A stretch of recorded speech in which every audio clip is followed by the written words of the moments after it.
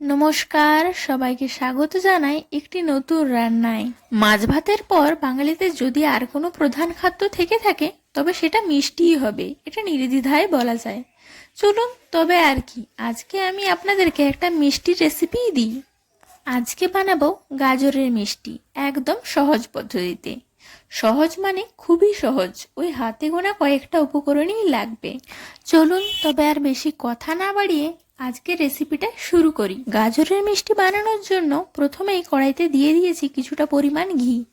এরপর আপনি যতটা পরিমাণ মিষ্টি বানাবেন সেই অনুযায়ী আপনি কুড়ানো গাজর দেবেন।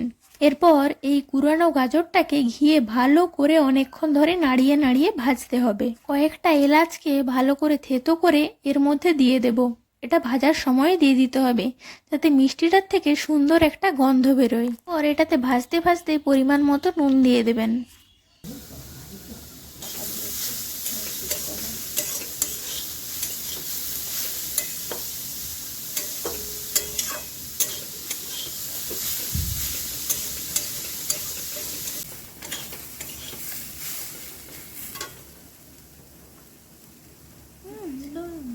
গাজরটা ভালোভাবে ভাজা হয়ে গেলেই এরপর এর মধ্যে দিয়ে দিতে হবে চিনিটা দিয়ে আবার কিছুক্ষণ নাড়িয়ে নাড়িয়ে ভাজতে হবে।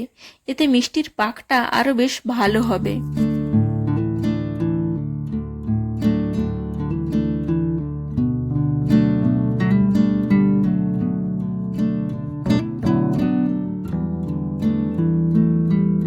গাজরটাই ভালোভাবে পাক করা হয়ে গেছে। হাতে এবার কিছুটা ঘি লাগিয়ে নিয়ে মিষ্টিগুলোকে এবার পাকিয়ে নিতে হবে। এটা গরম থাকতে থাকতেই পাকিয়ে নিতে হবে, তাহলে মিষ্টিগুলো আর ভেঙে যাবে না।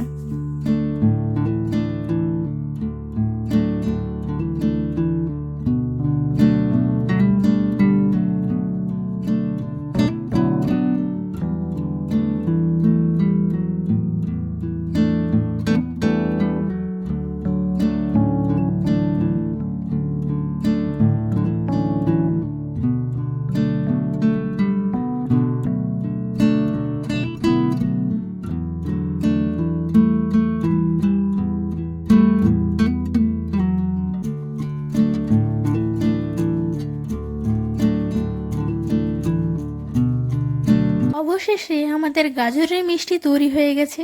আপনারাও অবশ্যই বাড়িতে বানিয়ে খান। কেমন হয়েছে আমাকে কমেন্টে জানান।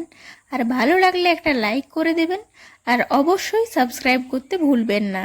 আজকের ভিডিওটা তবে এখানে শেষ করছি। আবার দেখা হবে অন্য কোনো একদিন, অন্য কোনো একটি ভিডিওতে, নতুন কোনো রান্নার সাথে।